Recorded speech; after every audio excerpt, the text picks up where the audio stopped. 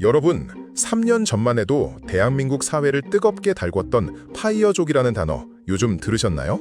극단적인 절약으로 자산을 모아 30대, 40대에 회사를 그만두고 사는 사람들.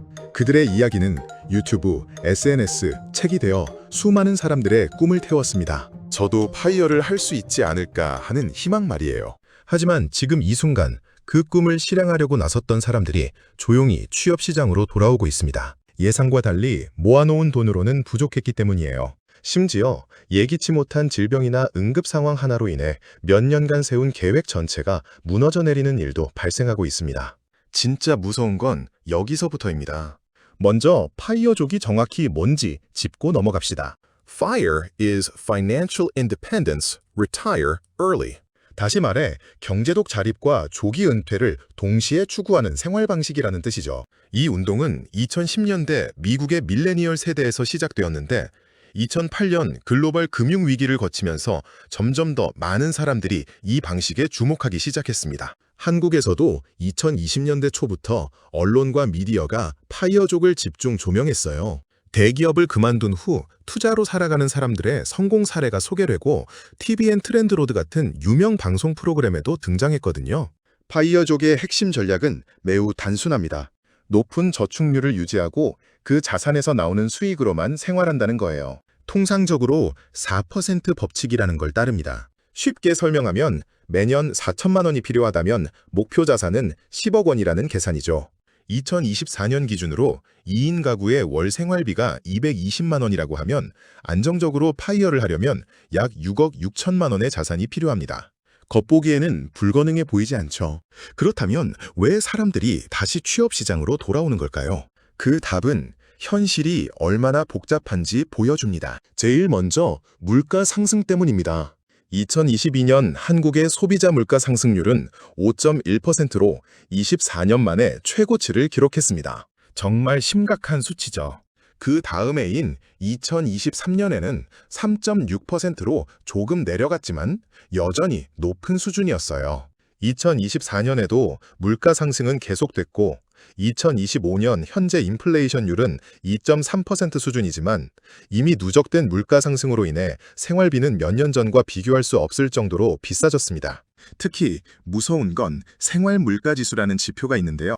2025년 12월 기준으로 생활 물가 지수는 전년 동월 대비 2.8% 상승했습니다. 식품은 3.3% 상승, 외식비와 개인 서비스는 2.9% 상승했어요. 생각해보세요. 파이어족이 몇 년 전에 매년 4천만 원이면 충분해 라고 계획했다면 오늘날 그 돈으로는 3천만 원 정도의 삶을 살 수밖에 없다는 뜻입니다. 물가는 계속 상승하는데 투자 수익률은 기대보다 낮을 수 있다는 겁니다. 이게 첫 번째 위험이죠. 하지만 더 무서운 게 있습니다. 바로 갑작스런 건강 문제입니다.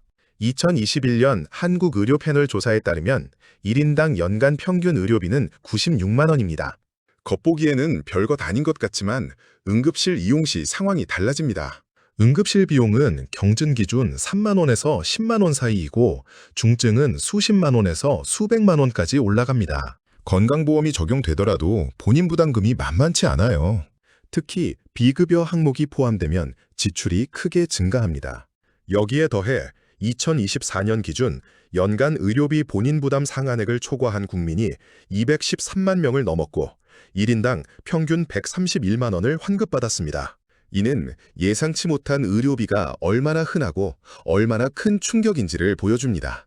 파이어족 입장에서는 이게 치명적이에요. 왜냐하면 정기적인 월급이 없기 때문입니다. 한 번의 응급 입원, 수술, 만성질환 치료 하나로 인해 수년간 아껴둔 자산이 순식간에 쓸려나갈 수 있다는 뜻이죠. 그런데 이게 다가 아닙니다. 가장 과소평가되는 부분이 하나 더 있어요. 바로 심리적 고립과 정신건강 악화입니다.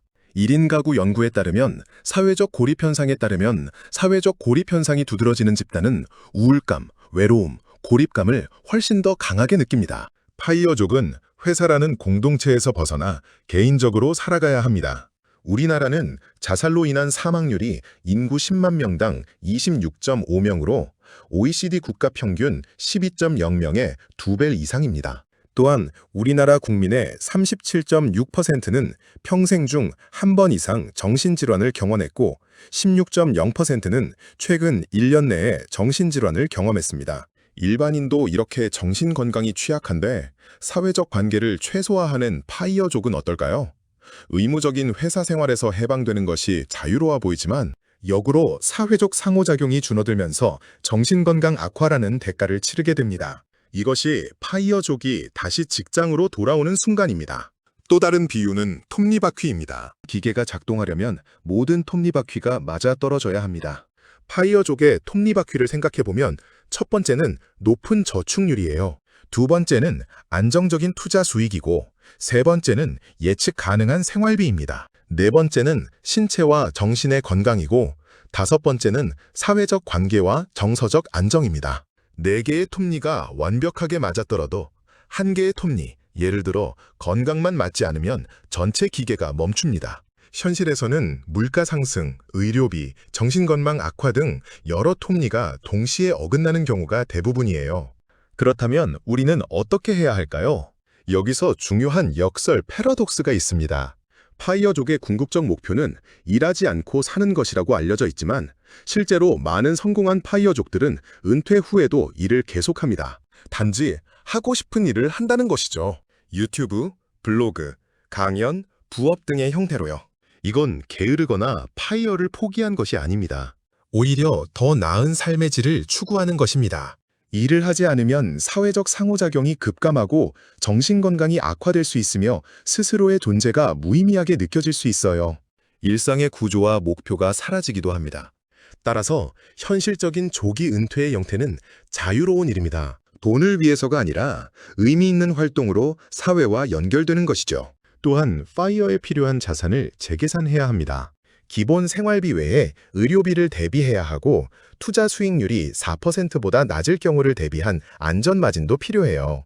매년 23%씩 오르는 물가에 대한 인플레이션 버퍼도 중요하고 사회적 활동과 취미생활비라는 심리적 안전망고 포함해야 합니다. 2024년 기준 6억 6천만 원이라는 숫자는 매우 낙관적인 계산입니다. 현실적으로는 10억 원 이상을 준비해야 심리적 안정감을 얻을 수 있어요. 그리고 마지막이 가장 중요합니다. 관계와 사회성이 돈보다 중요하다는 거예요. WHO의 정의에 따르면 건강은 신체적, 정신적, 사회적으로 완전한 안녕 상태입니다. 아무리 돈이 많아도 혼자라면 그건 건강한 상태가 아니라는 뜻이에요. 파이어족이 실패하는 가장 흔한 이유는 돈은 충분했는데 마음이 우울했다입니다. 그래서 현실적인 조기 은퇴 전략은 완전한 은퇴가 아니라 자유로운 일의 추구입니다. 주당 2030 시간 정도 의미 있는 활동을 하면서 지속적인 사회적 관계를 유지하고 정신건강과 신체 건강에 대한 투자를 하는 거죠. 이렇게 하면 파이어족이 대비했던 모든 톱니바퀴가 정렬됩니다. 결국 중요한 건 이겁니다. 조기 은퇴는 꿈이 아니라 현실적인 삶의 설계입니다. 하지만 현실은 책과 유튜브에 나오는 것보다 훨씬 복잡합니다. 파이어족이 사라지는 이유는 계획이 부족해서가 아니라 현실의 복잡성을 과소평가했기 때문입니다. 물가는 예상보다 빠르게 오르고 의료비는 언제 터질지 모르는 폭탄 같고 혼자만의 시간은 생각보다 외롭습니다. 하지만 역설적이게도 이 현실을 받아들이고 일을 계속하되 자유롭게 일한다는 마음으로 준비한다면 진정한 경제적 자유는 가능합니다. 결국 가장 완벽한 파이어족의 삶은 충분한 자산을 모으되 의료비와 응급 상황에 대비하고 의미 있는 일을 계속하며 사회적 관계를 유지하는 그런 삶입니다. 당신의 미래는 더 이상 회사의 월급에만 의존하지 않을 수 있습니다. 하지만 완전한 자유는 존재하지 않는다는 것을 아는 사람만이 진정한 경제적 독립을 이룰 수 있다는 겁니다. 이 영상을 본 당신이라면 오늘부터 더 현실적이고 더 똑똑한 경제 결정을 할 수 있을 거예요.